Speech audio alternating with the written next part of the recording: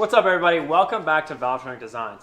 Today we're going to answer a question we get asked quite a lot, and that is, will the universal muffler fit my vehicle? And so we're going to show you how you can make it fit.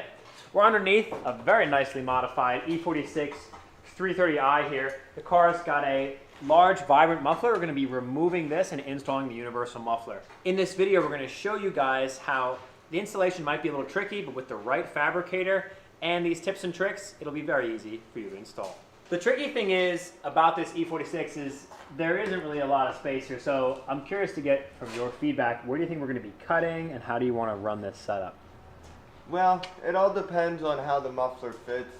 Depending on the area you have to work with, you may have to go up front further and create a different bend to get it to fit, or sometimes you can just bolt it or cut it and weld it right into the existing pipe. This one we may have to work a little to get the twin tips in, move stuff up a little bit, and go from there. Cool. All right, so we've looked at the muffler section here, and we've got about 28 inches of length before the bend. With the Valvetronic, with the tips and everything, we've got about 26 inches here with the tips extended. So we're going to cut right here, and then we may have to reposition where the outlet of the muffler is just to make sure that it's not touching the wheel. But we're going to try this first, and then if we don't have enough space, we can always go back, cut here, and rework the bend to ensure we have the correct amount of space. Let's cut it up.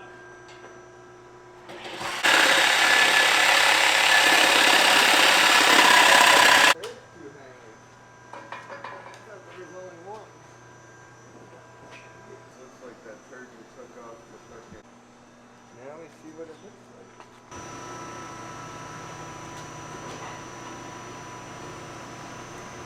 I mean, I can angle the muffler in the tip like that to get muffler clearance. I would say that's going to be best.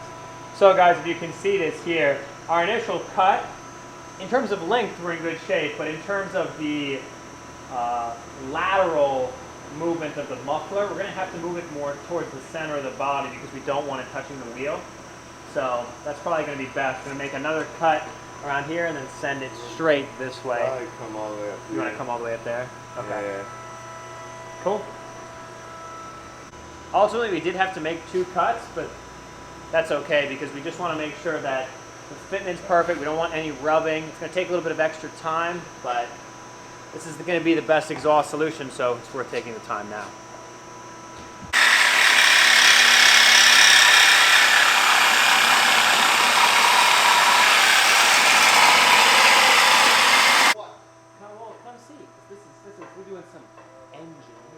Okay guys, so I've got the tips in my hand, the muffler set up here. We haven't made any welds yet, but we've made a bend here. So we're off this trailing arm. Obviously the car's in the air, so this is as far down as it'll go. It's clearance here, and we made another like 5-degree bend here, another 5 here. We're just getting the length right to ensure that the tips are at the correct length out. There obviously is some movement here on the Y pipe, but we're gonna set this back a little bit further so the tips are pretty much aligned with the bumper, and then they can always be extended on the Y pipe. So there's a little bit more adjustment to be made, and then we'll begin welding. What do you think? Yeah, the main thing with any install like this is just make sure you have clearance in all your moving parts. You know, tires, control arm, suspension, stuff like that. You can always weld the tip on a little bit of an angle or whatever to make it look perfect from the outside. I mean, especially with doing universal, you can flare stuff a little bit and fudge the angles, so to speak, with your gaps, and then once you weld it, everything will fit solid and tight and be straight. But it's pretty self-explanatory, straightforward. You just gotta take some time and think about it.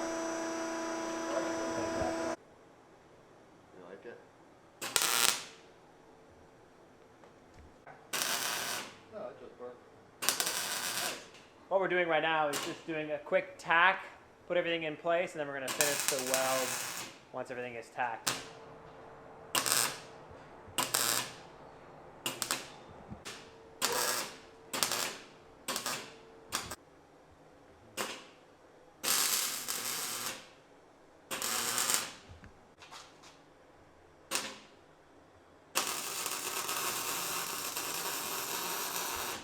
All right, guys, so the last step in your installation process is to quickly spray the muffler and just give it a quick wipe. This will remove any handprints, fingerprints, so that the muffler colors evenly, which is going to look a lot better than having it be all spotty. You can also spray the stainless piping as well. Spray it onto the rag. You can just wipe. Now we're going to show you guys exactly what we did here, but it's very important before you do your first startup with the Valvetronic remote, look inside the exhaust tips and make sure the valve is operating properly. When you do your first start,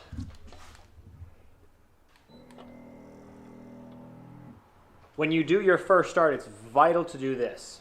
Make sure the exhaust valve is opened. If we've just done a bunch of welds here, there could be contamination and other metal bits that are in this pipe.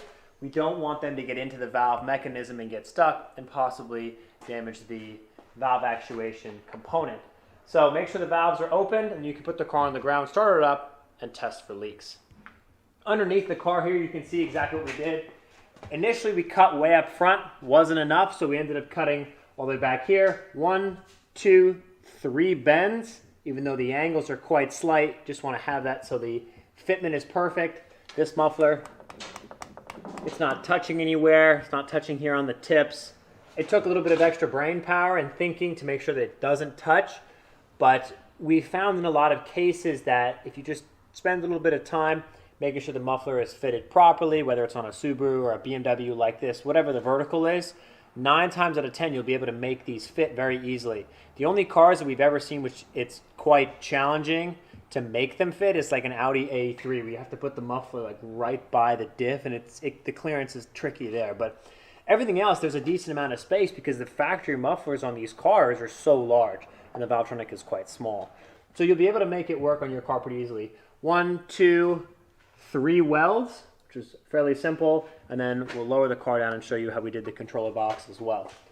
Additionally, with the vacuum line, we just tied it out of the way here, put a zip tie up high, and then it ran it into the car as such. I'll lower the car down.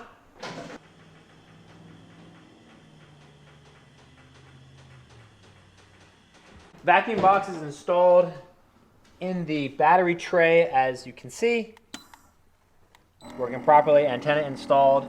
Then underneath the floor here, this car is a work in progress. There is no spare tire under here. We just have the cords dangling for now. They're going to be tucked up once the spare tire is put back in. The customer is using a cigarette lighter adapter that goes to the battery. Ultimately, this will drain the battery, but it's a temporary setup right now. And then we're missing a grommet, so we're going to get him a grommet, put that in. We just have some duct tape on it right now to cover up the hole there. But everything's working properly. I don't know about you, but I'm ready for a startup. Let's see how it sounds.